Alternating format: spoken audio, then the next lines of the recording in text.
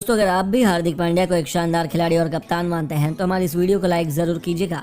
दोस्तों, गिल मिलर की आंधी में सूखे पत्तों की तरह उड़ता नजर आया मुंबई का गेंदबाजी क्रम। तो राशिद हार्दिक ने अपनी घातक गेंदबाजी से मचाई इस कदर तबाही, घुटने टेकने पर मजबूर हुई 5 बार की आईपीएल चैंपियन मुंबई की टीम। तो आखिर क्या कुछ हुआ मुंबई और गुजरात के बीच हुए महामुकाबले में, जिसने गुजरात ने पूरी तरह से तहस नहस कर दिया मुंबई का घमंड। रोंगटे खड़े कर देने वाले इस महामुकाबले में कैसे गुजरात ने लिखा नया इतिहास, उसकी पूरी हाईलाइट हम आपको दिखाएंगे। लेकिन उससे पहले आपको क्या लगता है, शुभमन गिल और हार्दिक पांड्या में कौन था अपनी टीम की जीत का सबसे बड़ा हीरो? हमें नीचे कमेंट करके जरूर बताइए। दोस्तों, अहमदाबाद के मैदान पर जब सिक्का उछला तो गिरा मुंबई इंडियंस के कप्तान रोहित शर्मा के पक्ष में, और उन्होंने मेजबान गुजरात को पहले बल्लेबाजी करने का न्योता दिया। गुजरात के लिए अपनी टीम को तूफानी शुरुआत दिलाने के इरादे से शुभमन गिल के साथ रिद्धिमान साहा की जोड़ी मैदान में उतरी थी। उनके सामने पहले ही ओवर में थे पिछले मुकाबले में 31 रन का ओवर लुटाने वाले अर्जुन तेंदुलकर। वह अपनी वापसी से अपनी काबिलियत दिखाने के लिए बेकरार थे और उन्होंने ऐसा चमत्कार किया कि पूरा स्टेडियम खुशी से झूम उठा। जी हां दोस्तों, उन्होंने अपनी घातक गेंद से रिद्धिमान साहा को चलता करके सभी को होश उड़ा दिए। रिद्धिमान साहा केवल 4 रन बनाकर चलते बने थे। उनके आउट होने के बाद अब मैदान पर मोर्चा संभालने के लिए खुद उतर चुके थे। उन्होंने गिल के साथ मिलकर रनों की रफ्तार में खुद इजाफा करना शुरू किया और तूफानी बल्लेबाजी से 6 ओवरों की पावर प्ले में गुजरात ने 50 रन बना लिए थे। ये दोनों बल्लेबाजी सेट हो रहे थे। ऐसे में रोहित ने तुरंत अपने मास्टर प्लान में बदलाव किया और चालाकी दिखाते हुए उन्होंने अपने सबसे भरोसेमंद गेंदबाज पीयूष चावला को गेंदबाजी आक्रमण पर लगाया। और दोस्तों, रोहित का प्लान बिल्कुल निशाने पर लगा। आपको बता दें, उनकी पहली गेंद पर हार्दिक बड़ा शॉट लगाने के प्रयास में बाउंड्री पर खड़े सूर्या को अपना कैच थमा बैठे और कप्तान साहब 14 गेंदों पर 13 रन बनाकर वापस लौट गए। उनके आउट होने के बाद बल्लेबाजी करने आए विजय शंकर को भी 19 के निजी स्कोर पर पीयूष चावला ने निकलता कर दिया। जी हां दोस्तों, गुजरात के मैदान पर मुंबई की टीम पूरी तरह से हावी थी। जहां एक छोर से लगातार विकेट गिर रहे थे तो वहीं दूसरी तरफ शुभमन गिल अकेले ही गेंदबाजों से लड़ाई कर रहे थे।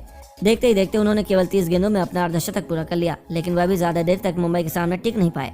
उन्हें कुमार कार्तिकेय ने वापस भेजा। गिल 34 गेंदों पर 7 चौके और 1 छक्के की बदौलत 56 रन बनाकर वापस लौट गए। यहाँ से ऐसा लग रहा था कि गुजरात के लिए अब तो 150 से भी रन बनाना मुश्किल हो जाएगा, लेकिन उसके बाद मुकाबले ने ऐसी करवट ली। गुजरात के बल्लेबाजों ने ऐसा तूफान लाया कि मुंबई के साथ साथ करोड़ों क्रिकेट प्रेमियों की रूह कांप उठी। जी हां दोस्तों, आपको बता दें, बल्लेबाजी करने उतरे डेविड मिलर के साथ अभिनव मनोहर ने सीधा तबाही का रास्ता चुना और चौके छक्कों की बारिश करते हुए मुकाबले की दिशा दशा पलट दी। इन दोनों के बीच 70 रन से भी अधिक की पार्टनरशिप हो चुकी थी, वह भी केवल 36 गेंदों पर। यह देखकर जहां रोहित के तो पसीने छूट गए थे, तो वहीं पूरा स्टेडियम केवल गुजरात गुजरात के नारे लगा रहा था। हालांकि दोनों ही खिलाड़ी अपने अर्धशतक से दूर रह गए। जहां अभिनव मनोहर 3 खौफनाक छक्कों और 3 चौकों की बदौलत 42 रन बनाकर वापस लौटे, तो डेविड मिलर की बैरन डाफ को वापस भेजकर अपनी टीम को राहत की सांस दिलानी चाहिए। मिलर 22 गेंदों पर 4 चौके और 2 छक्कों की बदौलत तूफानी 46 रन बनाकर वापस लौटते हैं। पर अंत में उतरे राहुल तेवतिया ने 5 गेंदों पर 3 तूफानी छक्के लगाकर अपनी टीम को 20 ओवरों में 207 रन के पहाड़ का स्कोर तक पहुंचा दिया। जहां मुंबई के हर एक गेंदबाज की जमकर पिटाई हुई थी, उनके लिए अर्जुन बैरनडॉफ, मैरीडेथ और कार्तिकेय को एक सफलता हासिल हुई, तो पीयूष चावला ने 2 विकेट चटकाए। दोस्तों, माउंट एवरेस्ट जैसे इस लक्ष्य का पीछा करने के लिए रोहित के साथ पॉकेट डायनामो ईशान किशन की जोड़ी मैदान में उतरी थी। इन दोनों से उनके करोड़ों फैंस और टीम को एक तूफानी शुरुआत की उम्मीद थी, लेकिन गुजरात के इरादे तो कुछ और ही थे। जहां पहले ओवर में शमी ने दोनों बल्लेबाजों को बांधे रखा, तो तेजी से रन बनाने के प्रयास में कप्तान रोहित शर्मा जल्दी कर बैठे और हार्दिक पांड्या के जाल में फंस गए। हार्दिक ने एक आसान सा कैच लपक कर विरोधी कप्तान को पवेलियन की राह दिखाई। रोहित शर्मा 8 गेंदों पर केवल 2 रन बनाकर वापस लौट गए। मुंबई के फैंस में तो मातम का माहौल छा गया। उनके आउट होने के बाद बल्लेबाजी करने आए थे कैमरन ग्रीन।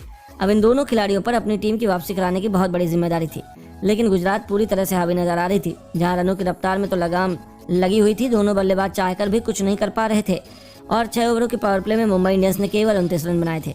रनों की रफ्तार बढ़ाने के प्रयास में मुंबई को बहुत जल्द झटका लगा और राशिद खान ने ईशान किशन को चलता कर मुंबई की जीत की सभी उम्मीदों पर भी पानी फेरना शुरू कर दिया। किशन 21 गेंदें खेलकर केवल 13 रन बना पाए।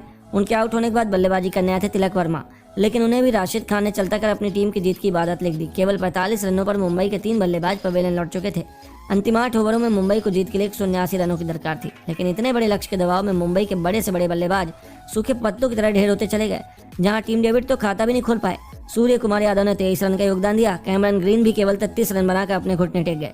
हालांकि निहाल वढेरा ने 40 रनों की तूफानी पारी खेलकर अपनी टीम को संभालना चाहा, लेकिन ये काफी नहीं था और गुजरात के गेंदबाजों ने मुंबई इंडियंस को तहस नहस करते हुए 20 ओवरों में उन्हें केवल 152 रन बनाने दिए और 55 रनों से ऐतिहासिक जीत दर्ज कर इतिहास रच दिया। लेकिन आपको क्या लगता है, मुंबई और गुजरात में कौन जमा पाएगा आईपीएल 2023 की ट्रॉफी पर कब्जा? हमें नीचे कमेंट करके जरूर बताएं और ऐसी शानदार खबरों के लिए हमारे चैनल को सब्सक्राइब करना ना भूलें। धन्यवाद।